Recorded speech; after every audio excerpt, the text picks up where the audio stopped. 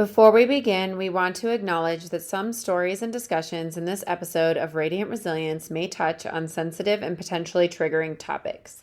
These may include themes of burnout and adrenal exhaustion, loss of a parent and sibling, menopause and hormonal imbalance, identity crisis, infertility discussion, emotional and spiritual trauma, grief, and loss. Our goal is to share real life experiences in a respectful and empathetic manner, offering insights into the complexities of the human spirit and the journey towards resilience. However, we understand that some content might be difficult for listeners. We encourage you to prioritize your well being and discretion when deciding to listen. Please remember this podcast is not a substitute for professional advice or support. If you find yourself needing assistance, we urge you to seek help from qualified professionals or trusted support systems. Your mental and emotional health is important to us. Thank you for your courage and for joining us in a space of understanding and compassion.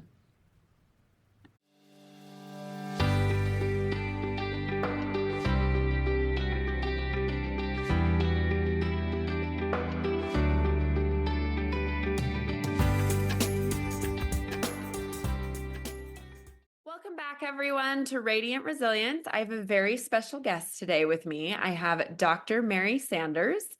Dr. Mary Sanders, with a wealth of experience as a self-employed medical intuitive and chiropractor.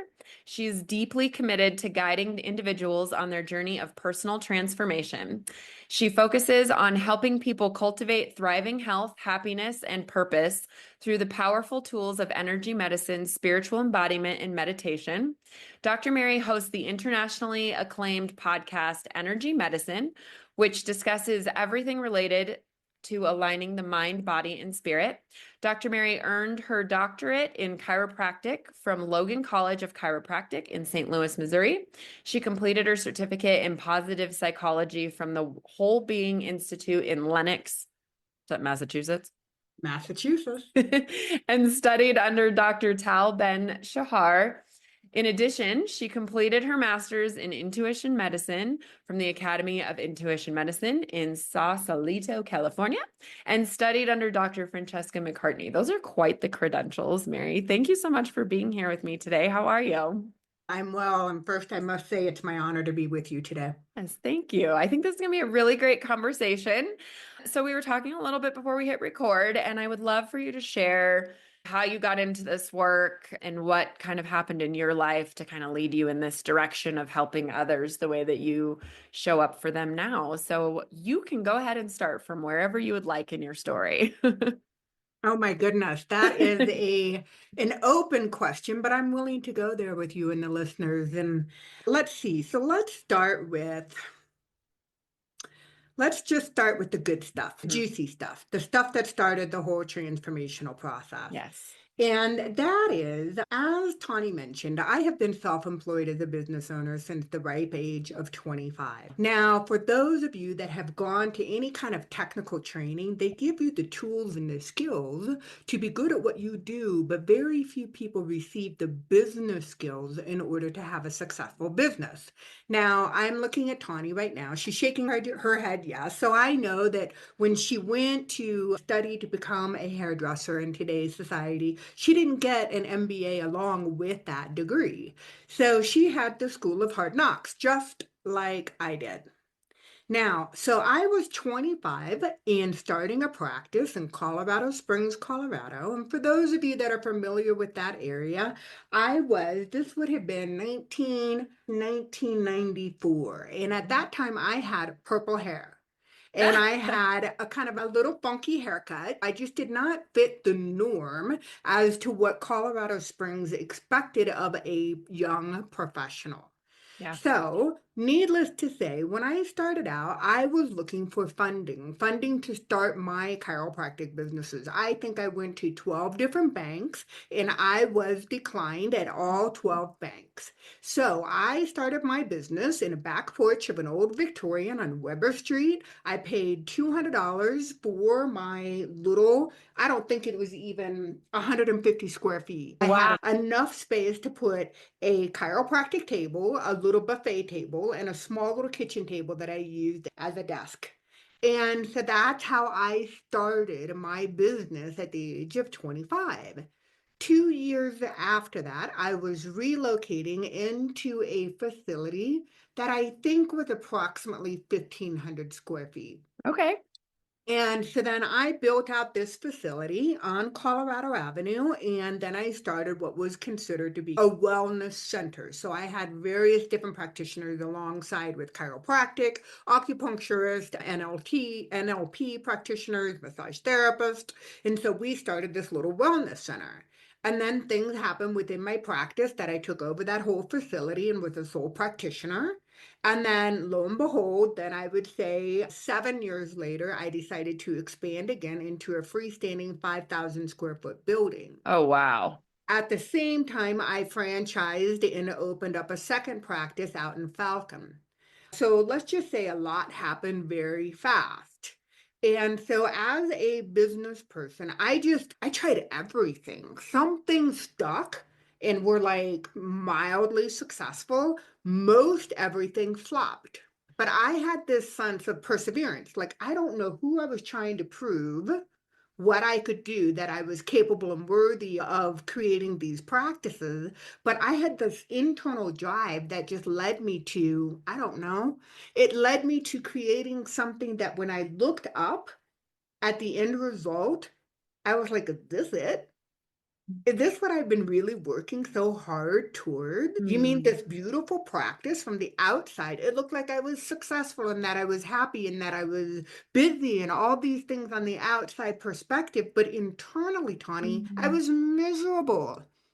I was getting up, I was leaving my house before the sun came up, and I was getting home after the sun had set every day. Yeah, that's And a I lot of was, work. oh, tremendous. And I was working for a huge overhead. I Mm, was working to sustain two practices, yeah. multiple doctors, a large staff.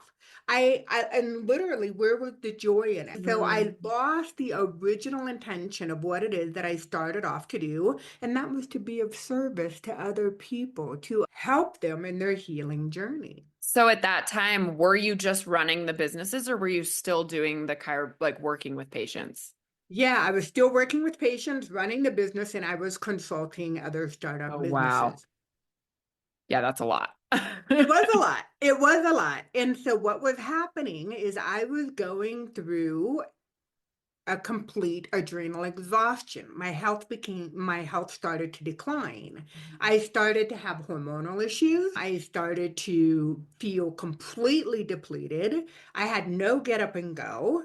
And my whole metabolism was out of whack. I went through an early phase of menopause. Oh, wow. Yeah, so I really was not doing my physical body any services Mm. at all. And so my relationships start to suffer. My husband, at one point in time, he just looked at me. I know you love what you do, and I get that you've worked very hard to where you are right now, but do you think, for the sake of your health, do you think that you could leave it behind? Mm. Do you think you could do something else? And at that time, I was so narrow focused that Sure. I did not have the capacity to see anything outside of the brick and mortar of my physical practice. And so, what was happening for my husband professionally at that time, he decided that he wanted to go into international education. Okay. So he was applying to be a headmaster or a principal at various different schools throughout the world.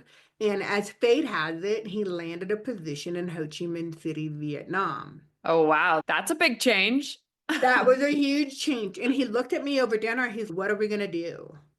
What are we going to do? They want me to start in 45 days. Oh. And I was like, oh, holy cow. So you want me, what we're setting the intention to do is to sell two practices, sell our home and our possessions, and get up, go relocate to Ho Chi Minh City, Mm. Vietnam. That's And a that's big exact. ask. That was a big ask, but I had to sit back and I was like, I'm miserable. I'm not going to Mm. do this for another 20 years. I'm just not going to do it. And so, Yeah. what are my options? I've got to do something different. If you do the same thing you've always done, you're always going to get what you always got. It's Yeah. that old paradigm, and it's true. It's so true.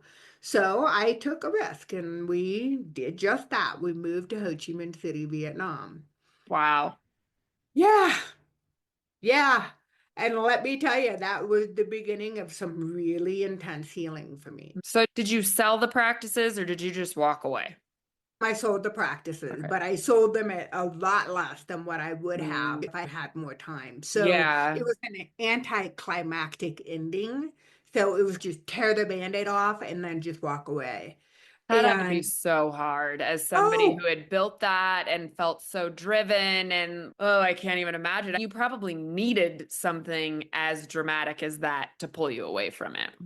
absolutely. And that's how, if we're not creating it for ourselves, the universe has a really funny way of providing it for you. Mm. So the universe has been giving me signals, signal after signal. Hey, time for a change. Hey, your body. Hey, your relationships. And I kept ignoring them. And Mm. finally, the universe says, this is my last signal.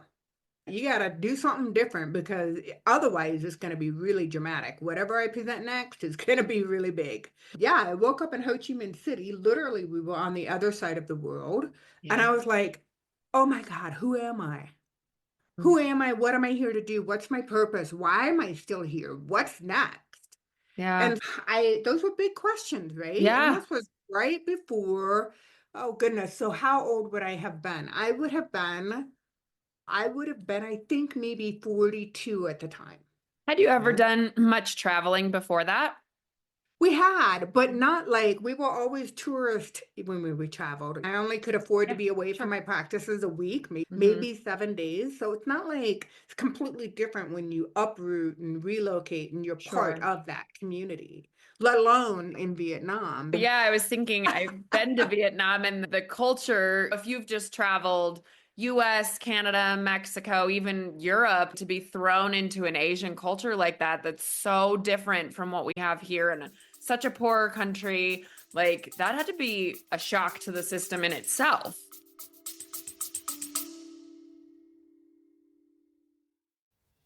Hi, friend, and welcome to this episode of Radiant Resilience. We are always looking for new guests on the podcast. I want to highlight you if you have a story of resilience that inspires others. Everyone has a story, and I believe that sharing yours can help others feel less alone. Are you ready to share your journey and inspire others? I want to hear from you. Every story has the power to impact lives and foster a supportive community. If you have a tale of overcoming adversity, personal growth, or a unique perspective on life's challenges, I would love to have you as a guest on the podcast. To become a guest, please email us directly at radiantresiliencepodcast@gmail.com or click the link in the show notes to become a guest. Join us in spreading hope, strength, and inspiration one story at a time. Be brave and share your story so others feel less alone. I hope to see you soon.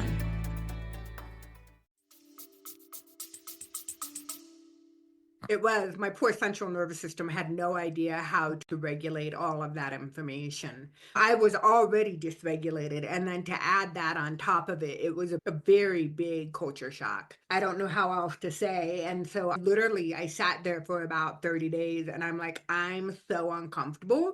I have to run away from Ho Chi Minh City.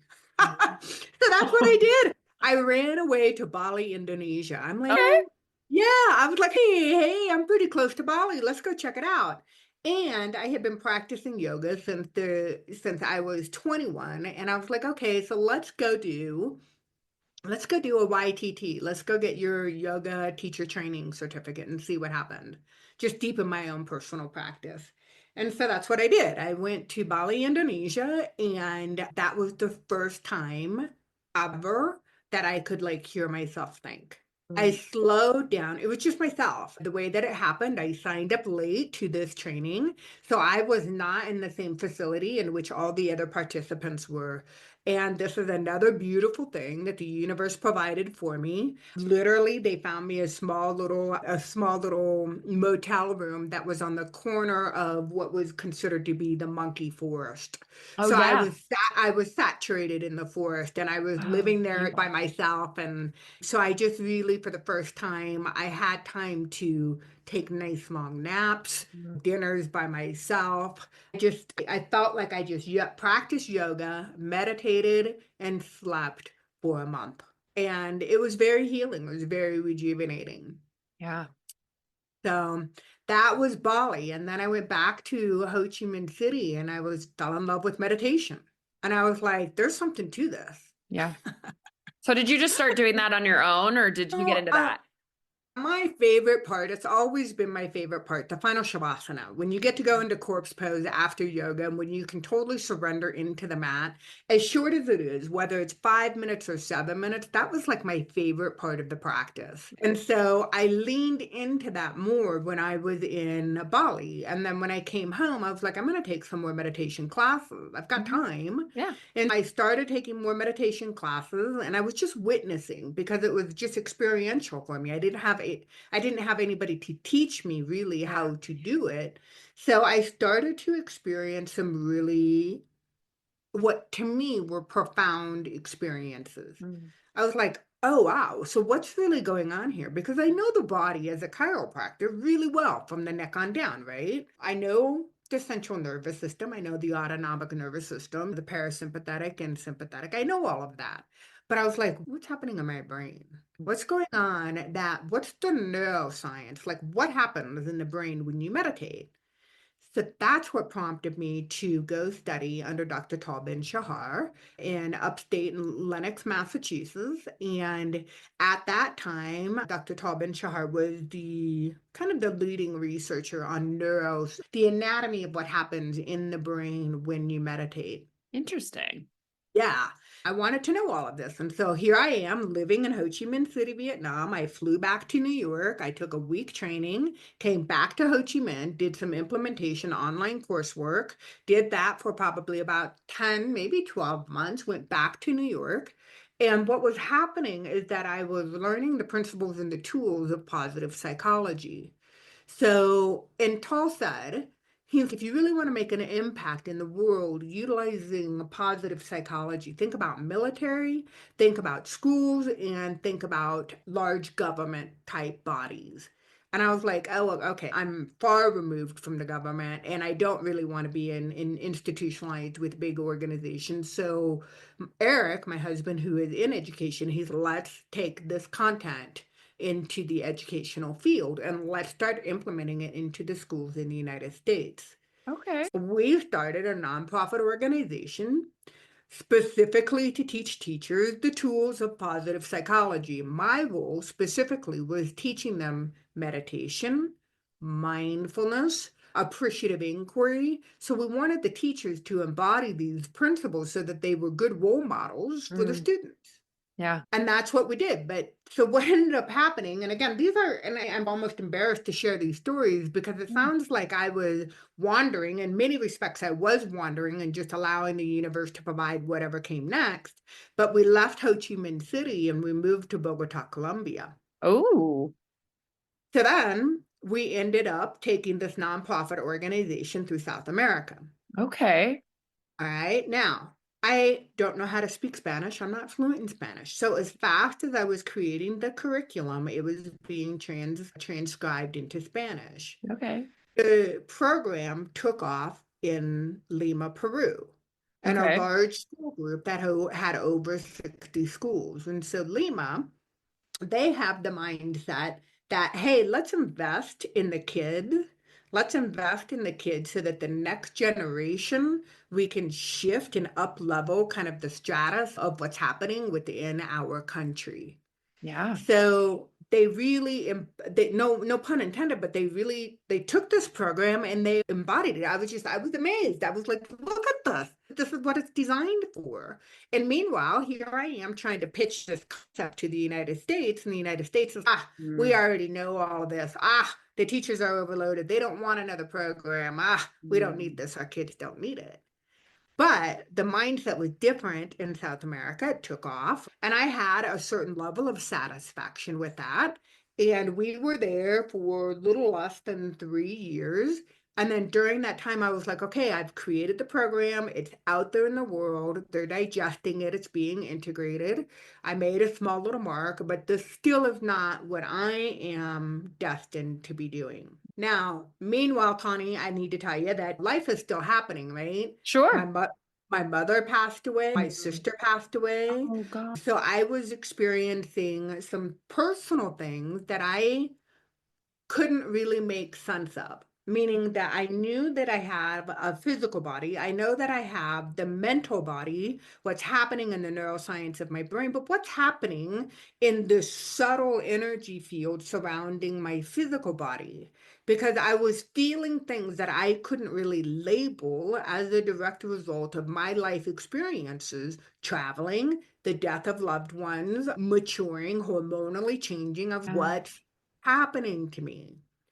And so my husband was like, "You've really always been," and this was true. It was just an observation from somebody. I needed the permission. As stupid as that sounded, I needed the permission from my husband to be able to say, you know what, there's something that you've always wanted to do, but you've never done it. It may not make sense to you. To me, it didn't. I was like, how would I take energy medicine and intuition medicine and turn that into a business? Like, I could go and spend 2.5, 3 years studying this because I love this stuff, but how can I make a business out of this? Is this Yeah. money spent? So that's what I did. I enrolled in the Academy of Intuition Medicine, and I was tapping into some innate gifts that I've always had as a young person. So, Tawny, now I show up in my strengths. I know that I can hold space energetically for people in person or remotely who are looking for transformational healing, Mm. meaning they want to change the neurology of their physical body. They want to tap into potentials that they may not already have access to, utilizing chiropractic, positive psychology, and the tools of energy medicine.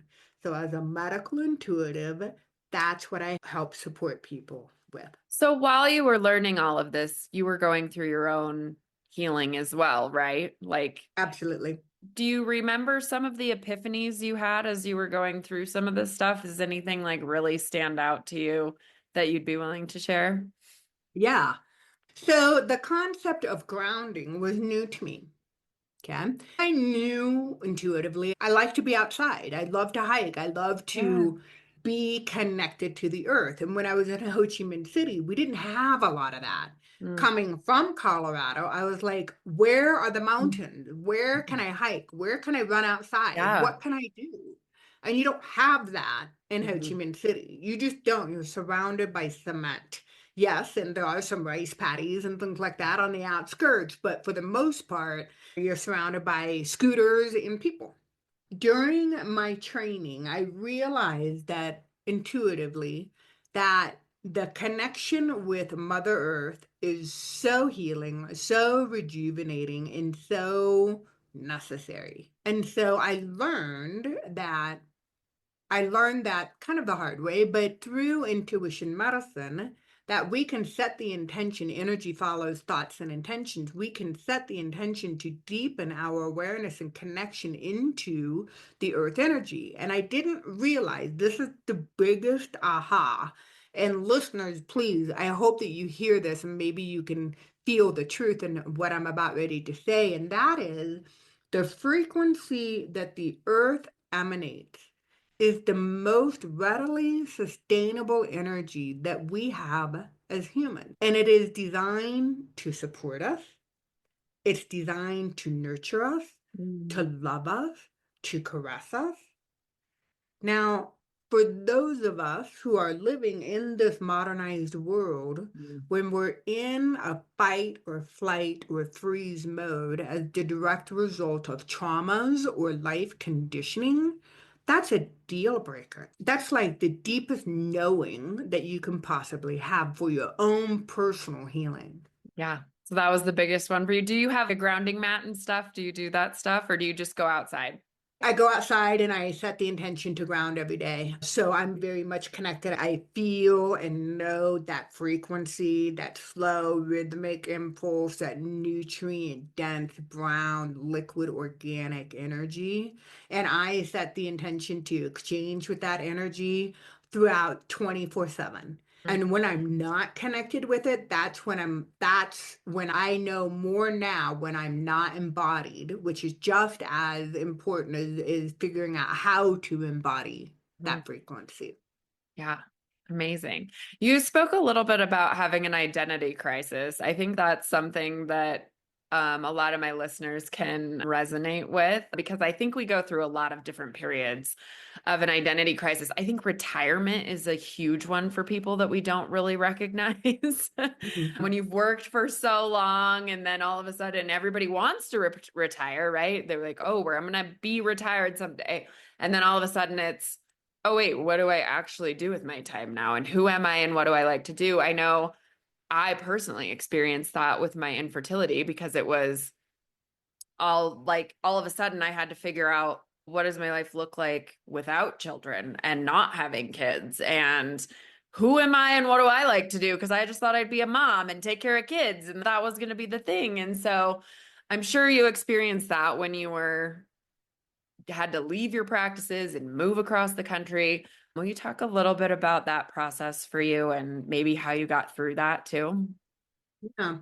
I think identity crisis, there's so much wisdom that you just said out loud, Tawny. So I'm going to try and circle back to a couple of key things that you said. And so we think about identity crises being the end of one phase into another phase in our lives. Just like when I ran away from Colorado Springs and I ended up in Ho Chi Minh City, I literally didn't have a brick and mortar place to go to, a place that I could show up every day and contribute to the world. Okay. I thought that was my purpose, like my contribution. So when I didn't have that, I was just like, oh, okay, so I'm no longer really Dr. Mary. I don't really go to Safeway and everybody, I know 10 people at the checkout line. Or nobody, they don't know where to find me on a daily basis. I'm just destined to have my hands on people. So when I couldn't put a label on who I was, that scared me. That scared me, and it forced me into a place of discomfort, of leaning into the unknown. Mhm. And I don't like sitting in the element of unknown. I'm more comfortable with it now. I am more comfortable with it. But to be honest with you, I don't think any human really is sitting comfortable sitting with the unknowns. I was going to say I think it's slightly terrifying to not know and then also to not have control over it. Some of that is control as well. Yeah. And it's hugely ungrounding. So Mm, how can you expect to like physically manifest a new job or a new location or a new something when you can't even feel your feet on the earth because you're so stinking scared and you're fear driven. hmm And I say all of that because now, Tawny, I understand that all of those emotional issues are connected into the deepest energy center located within the pelvis. mm, Safety, security, identity all get stored within the deep recesses of the pelvis. Okay. Now you and I both agree that the trauma, dysregulation of the central nervous system, whether it's housed in the fascia or housed within the tissues of the pelvis, it gets stored. And so then that becomes the story or the paradigm in which you operate from. mm. And doesn't serve anybody. Absolutely does not serve anybody. Okay, so let's go back to your challenging times going through infertility. You have had an attachment to an identity of being a mother since however old you were. So that was like safe and secure. That was how you had planned on showing up in this world. That was your contribution. And then the universe, your body, whomever, God, whomever said, Tawny, we have a different plan for Mhm. you. So to let go of the attachment of that identity creates a crisis from within. Okay. Now, it doesn't have to be the beginning of a life experience. It doesn't have to be the ending of some transition. It can happen in the linear spectrum with a bell-shaped curve that connects those 2 points. Now, there is a discomfort, follow me here, in being a tweener. Yeah, I'm very somewhere in much. between. Yeah, I'm somewhere between here and there. Imagine being 13, 12, 13. Again, you're not a young person and you're not necessarily a teenager. Yeah, Okay. my nephew is 12 years old right now and about to go into seventh grade. And I've had that conversation with my husband. I'm like, God, seventh and eighth graders are just, like, it's just such a weird time of life. They're so awkward because they're not, like you said, they're not kids anymore, but they're not quite teenagers yet. And they're definitely not adults. And it's just such an, yeah, I totally get what you're saying there. Or let's think about your mid-20s. You want to be an adult, but you're Mm. really financially still reliant on your parents, possibly. You're still trying to strike your independence, but you still care about other people's opinions. No different. Yeah. Or how about perimenopause? What's Mm. that? That's a limbo time. Yeah, that I've had a lot of conversations about that with women on this podcast. Like the because I had somebody on here a little while ago that we had a big conversation about menopause. And I was like, what is perimenopause? I'm before that still, but my mom's been told she's in it. A lot of my clients at work are told I'm like, when did this term become a thing? But it's before, I guess, your period fully ends, right? Like where you're starting to have those hormonal changes, but you just haven't fully quit having your cycles. Correct. Yeah. Correct. And it's a really confusing time. Okay.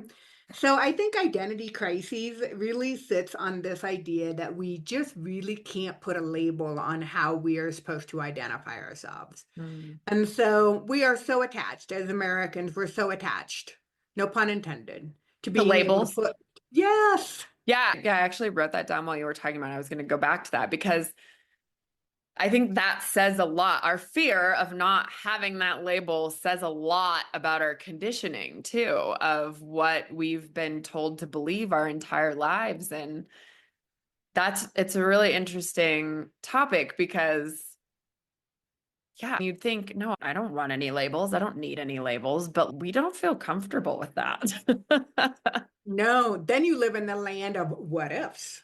You That's live a in scary the, place to live. yeah, what if? And the idea of infinite possibilities. Yeah. Which sounds like it would be amazing, but it's terrifying.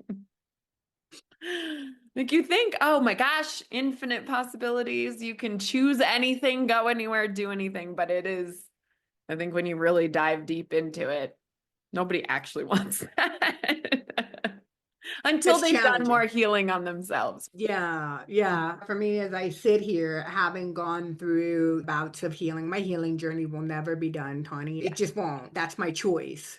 And so when I think about my philosophy is that we are electromagnetic beings, and that if we have any kind of distortions or patterns within our electromagnetic makeup, within our physical body and the space surrounding our physical body, then that's what we put out to our environment. And so the environment will receive us in a way with the energy that we're putting out. Yeah.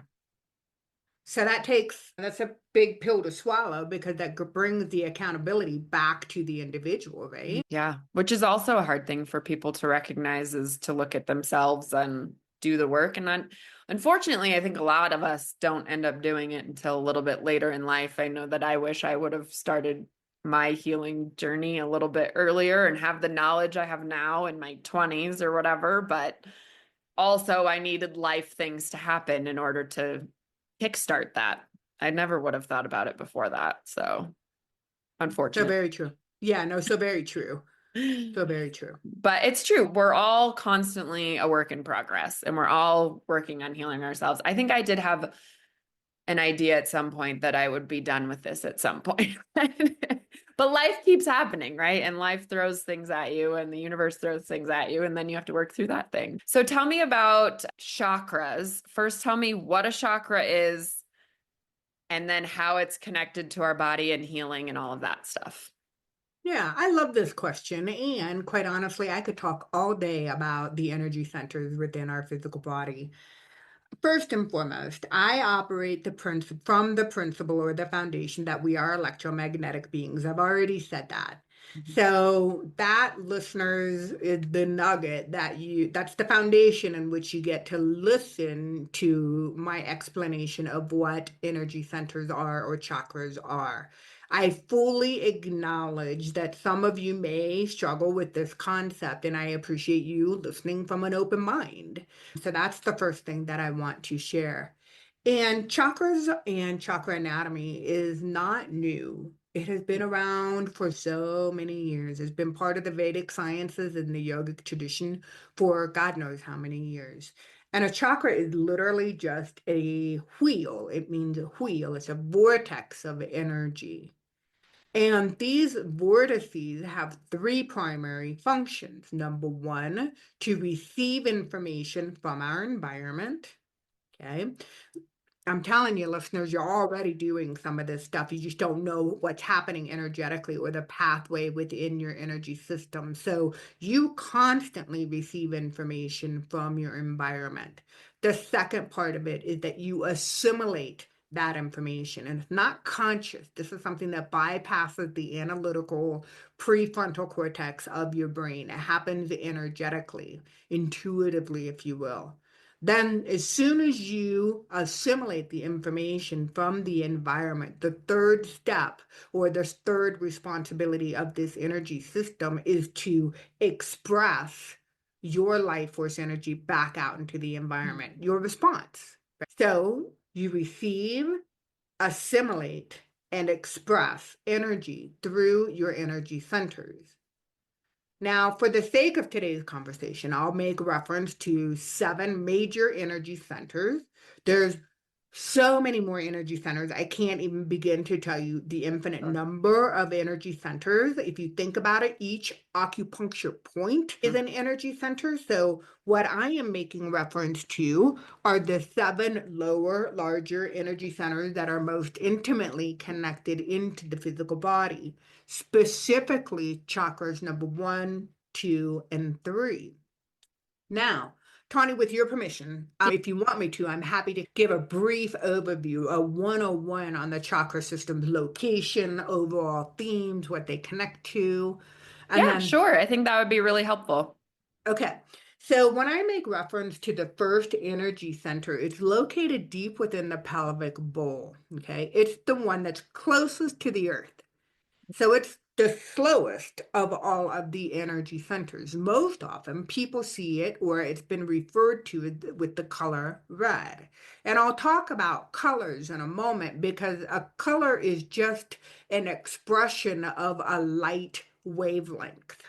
And somewhere on a spectrum, you'll get the emanation of a color, but it has to do with the wavelength of the frequency of the energy center. So some of the main themes, and we've talked about this, we brushed upon it. We talked about survival being the top theme of the first energy center. So it's survival, how you show up in the world, how you connect with your purpose, what's your placement within the family, your ability to provide for yourself above and beyond the basic needs. Okay. That's all that the first energy center is all about. But underneath it, you're going to get, oh, wow, all right, identity. You're going to get abandonment issues. You're going to get stability issues. So if somebody was possibly gone through a bankruptcy, divorce, or raised by a single parent, or those kind of themes, those traumas can get stored within these energy centers. So the first energy center is most connected into the adrenal system. And the adrenals, listeners, they're just tiny little glands that sit on top of the kidneys.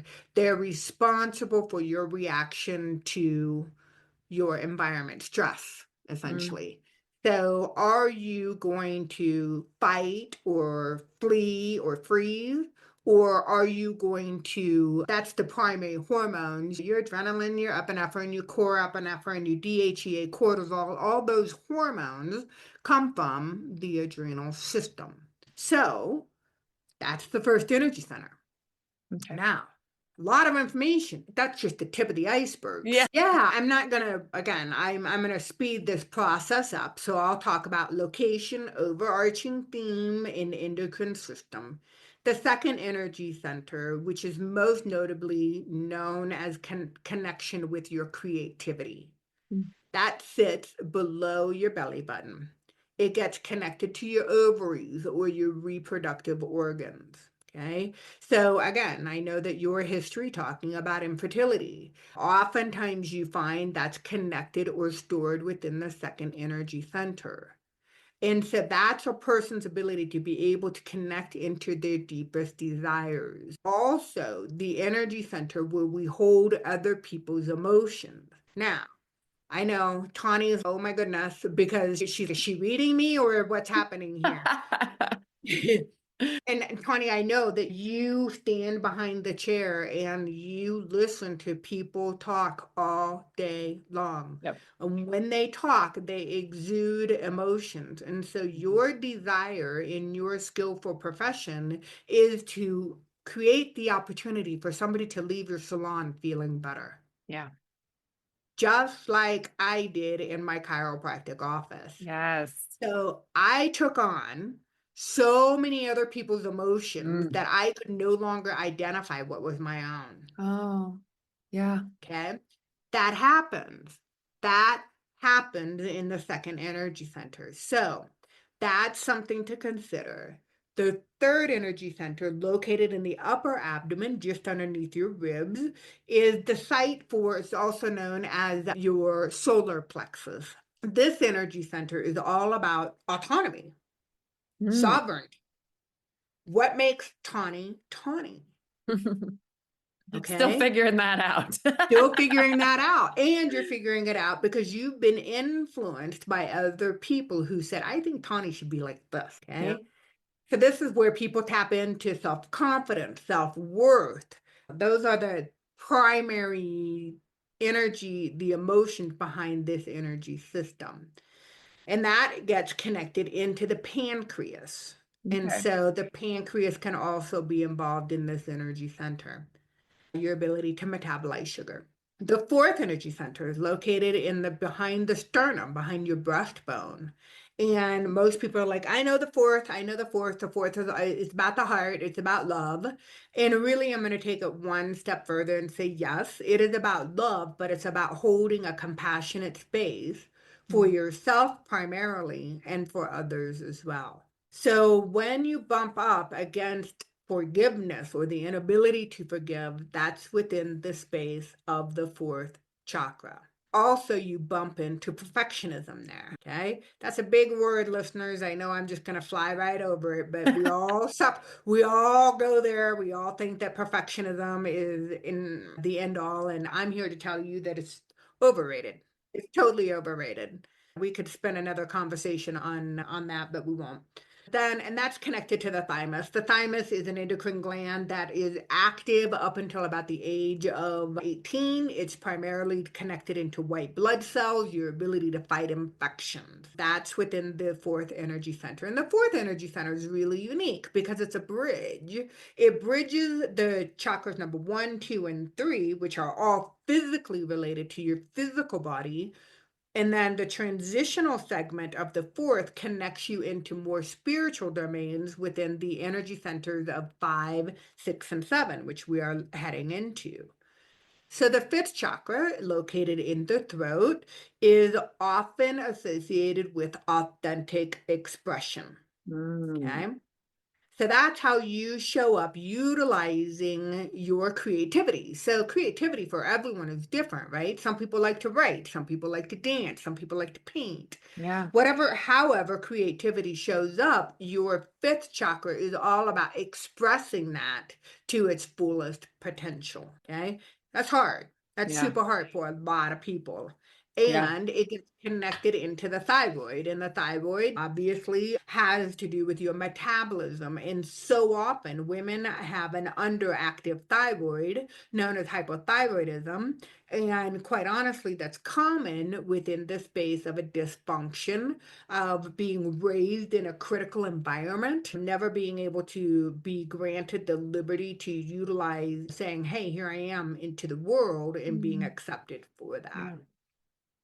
So the sixth energy center is also known as the third eye. It sits in the center of the forehead, and it is most intimately connected with the pineal gland, which is like my favorite endocrine gland of ever. And for those of you listening, you're like, I'm not sure I know what the pineal is. And the pineal gland is about the size of your pinky fingernail. Oh, wow. Okay, so it's tiny. And it's shaped like a baby little pine cone. Okay. So imagine the pine cone, right, has all these layers to it. And so this little pine cone, the pineal, sits in the center of your brain. Okay. And they are using it in today's world. The pineal is responsible for your light, dark sleep cycle. So you have your associated with melatonin, tryptophan, things of that nature, but it's also connected into consciousness. So the sixth center is all about being able to see clearly, to see the truth. And when somebody, somebody that stands behind the chair, when somebody's sharing the truth or expressing a true side of themselves, that comes up. Yeah. You can see that. So then on top of the head is the seventh energy center. And that's what connects you into all that exists outside of your physical body.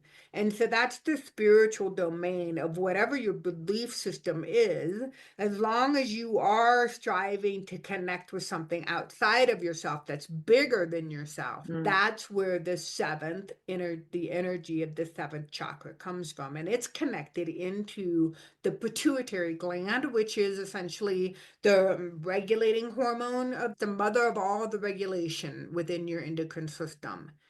I guess the reason that I share, Tawny, the connection between the chakra systems in the endocrine glands is to show you that the electromagnetic current that surrounds you and penetrates you can and does have the power to change your hormones. And that's the primary focus of the endocrine gland are your hormones.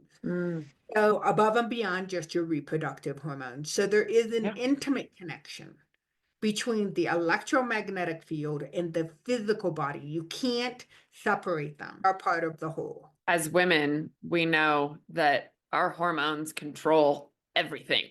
They Men, sure do.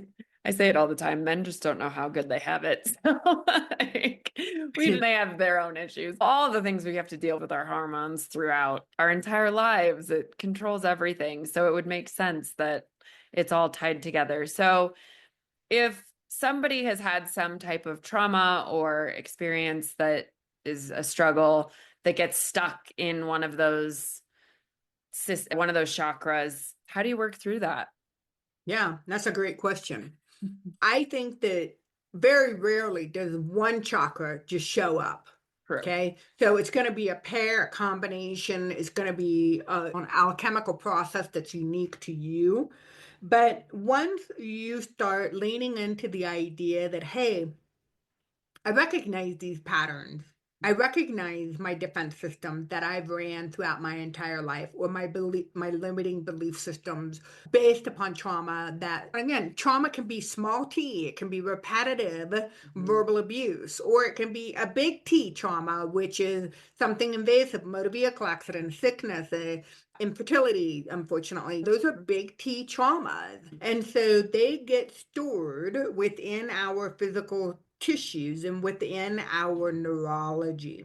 And so when we say enough is enough, I'm ready to A, identify if you can't identify, or B, I'm ready to process and release this stuff. Yeah. And I'm not saying that you necessarily have to relive the trauma, but you get to tap into the response of that trauma.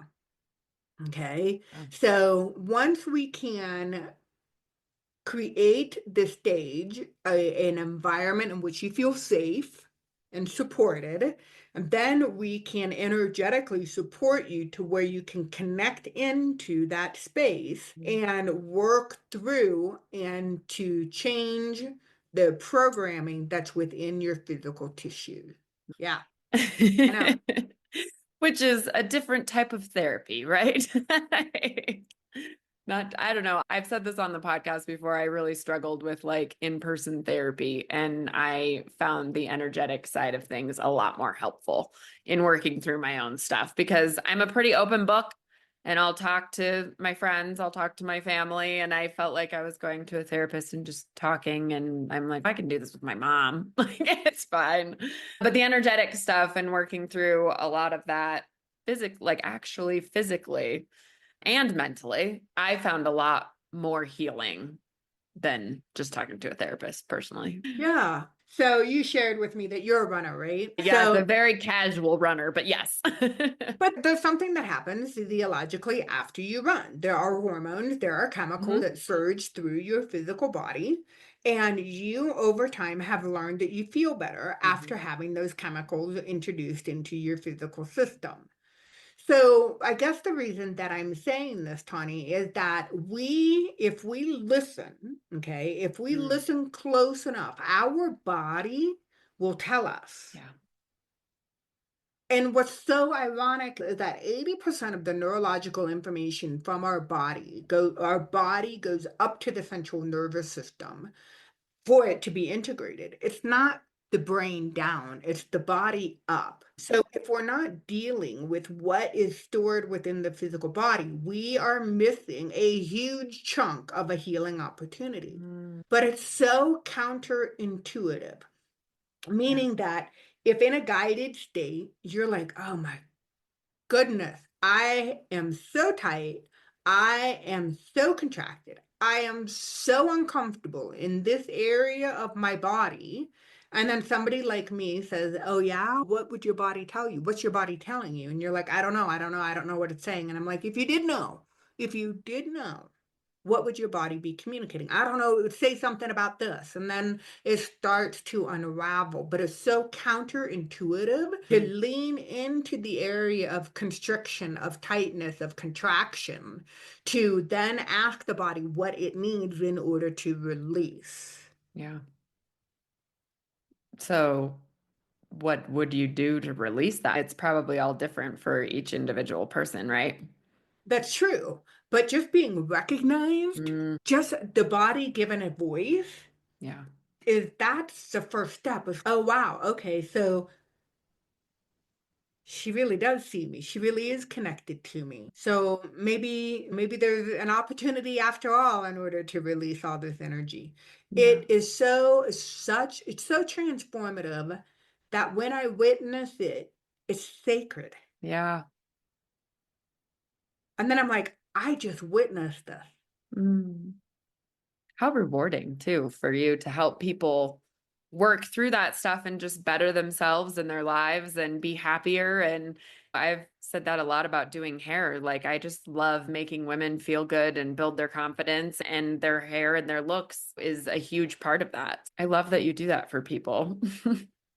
Yeah, I do it because it's in alignment with the trillions of the cells that I have within my physical body. Like, I know without a doubt that I stand for personal healing and transformation, and I will support others in that journey. That's what I committed to do, to being a spirit embodied in a human home this lifetime. That's amazing. So if somebody comes to work with you, seeks you out, how do you usually start that process out? I think that it's interesting how this happens. The people that like, okay, so there may be one or two people listening today going, wow, she's interesting. I'm not sure what she does, but maybe, goodness, I've tried these talk therapies, maybe, and I have been listening to my body. My body is in pain, and I don't know, should I just talk to her? And then what ends up happening is that I offer up the idea of doing just a discovery call. If you're one of those people like, I don't know, maybe, then let's connect. Because what ends up happening is that you will intuitively know, you will get a resounding, yes, I want to work with this person, or no, I totally do not want to work with this Yeah. person. And so if it's a resounding no, then trust that I'm going to do everything within my power to find you somebody that you do connect with. It's no different than doing hair. You can have somebody show up as a new client and sit in your chair, and you're going to know if it's a good match, and they're going to know if it's a good match. If it's not a good match, then everybody just goes about their merry little way. And so what ends up happening is that things undergo, and I hold space with the intention of healing at the pace that the other individual and their spirit can tolerate. There's a saturation point. Yeah. I will never put in, my intention is to always be of service to the other person, to their highest good at all times. And so that means I never want to create a healing crisis. That's Yeah. not fun. No. That's not fun for anybody. So it's a gradual process based upon the conditions of the individual that presents to themselves. Yeah.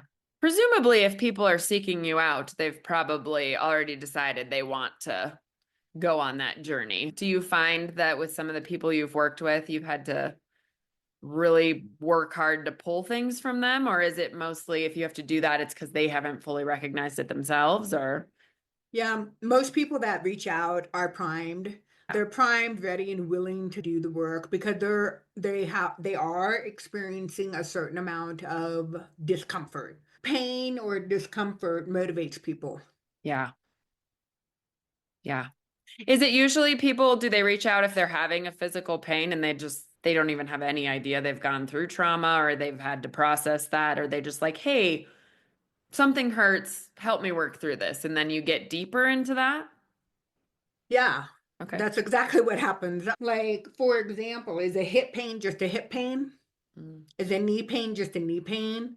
So there's going to be, is it always going to be musculoskeletal? No, we are so beautifully complex that it's going to be multifaceted. yeah. So yes, there's going to be a musculoskeletal neurological component to those hip or knee pains, but there's chances are going to be an emotional component to it as well and an energetic component. It's a very integrative approach. It's not just, it's all of the systems combined. Yeah. So do you usually treat physical and energetic, or are you mostly focused on the energetic? That's a good question. I treat people in person and remotely. And so I can hold space for people remotely and they see physical changes. Okay. Okay. Did that answer your Yeah. question? Yeah.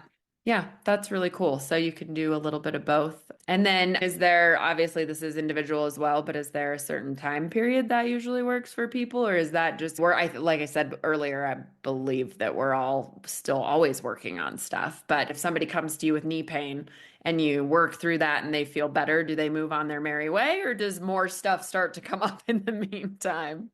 Yeah, no, it's a little bit of both. And Yeah. so the reason that I say that is because the physical body is the most dense of all the energetic systems that we have available to us. The physical body is typically the last to change. Oh, Okay. So you may see energetic changes, you may see emotional differences before you see, and chemical differences before you see, hey, the pain is gone. yeah. And sometimes it's like it's fast. So it depends on the complexity, depends on the origin or the depth of what the origination of that pain pattern is. Yeah. So interesting. I bet you've had some very interesting clients and journeys with them that I don't know. I bet you have stories for days on that stuff because I just think it would be so interesting to do that. It is fascinating to me. And hopefully, listeners, you can hear in the tone of my voice, I take it very seriously and to hold sacred space for somebody in their healing journey. Yeah. And are you finding that you mentioned before that the US was a little bit shut off to some of these ideas and stuff? Are you finding nowadays that people are more open to it than they used to be? Yeah, absolutely. Absolutely. Because they've gone down the medical pathway and they haven't gotten the results that they're looking for. And Yeah. so they're searching and they know more and more people are like, you know what? I have the ability to heal myself. And why isn't my body healing? And Yeah. so they're seeking out modalities that can help support them in a way that's non-invasive and doesn't include pharmaceutical drugs. Yeah. Our bodies truly are amazing. And I think we're probably just starting to tap into what that looks like because we Yeah. didn't look there before. Oh, Tawny, if I had a dollar for every time I said the human body never ceases to amaze me, I Mm. probably my retirement would look a lot bigger. Um, Yeah. it would. And so Yeah. then also there was another point that I wanted to make, and that is I lost my train of thought. I'm so very sorry. You were Oh. talking. Just about how amazing the body is and Oh, people. Yeah. The healing on a quantum level, quantum science, again, is not new, but it is new since I've been to school. So I'm going and getting additional training on quantum biology. What does that look like? Quantum neurology, how does that look like? We are, as scientists and as in the healing profession, we're getting down to the quantum level. And that has changed just in the last 30 years. Yeah. Yeah, we just have so much more to learn always. And yeah, when you think about even just thinking about your body healing a wound, like a open wound, a cut, a scratch, or whatever, like the ability to do that is incredible. That our cells can do that, and then it's always just working to keep us alive. And I think we take that for granted a lot. I hope not. I mean, I'll say that I didn't start paying attention to my physical body until I started going through infertility, and I was forced to pay closer attention to all the things. And I don't think I really realized how amazing it was until I had to start doing that. And like you said, paying attention is the first step, right? It's just listening and paying attention. But if you've never done that, then I think people are like, wait, what? That's true. That's true. Yeah. But all right, Mary, this has been a lovely conversation. And I think that my listeners probably have learned so much from all of this. Thank you so much for sharing your story, your journey, and all the things. We will link how to get a hold of you and work with you in the show notes. But do you have any parting words for my listeners? Any last thoughts? I guess that you are worth the effort of the healing. Sometimes it can be so overwhelming that you don't know the first step to take. But just know that there's no wrong first step. Just make that first step because you're totally worth it. Oh, I love that. That was really good. Thank you so much. Thank you for this conversation. Thanks for being on here. I really appreciate everybody that comes on and shares their stories. I know that's not always an easy thing. So thank you for all of that. I appreciate you. Thank you. I appreciate you as well. All right, everybody. Thanks for listening, and we'll see you on the next episode. Thank you so much for tuning into today's episode. If you enjoyed our conversation and found value in the stories shared, please consider following us on your preferred podcast platform. Your ratings and reviews make a huge difference. They help us reach more listeners and continue bringing you engaging, insightful content. We appreciate your support and would love to hear your thoughts and feedback. Until next time, keep listening, growing, and sharing.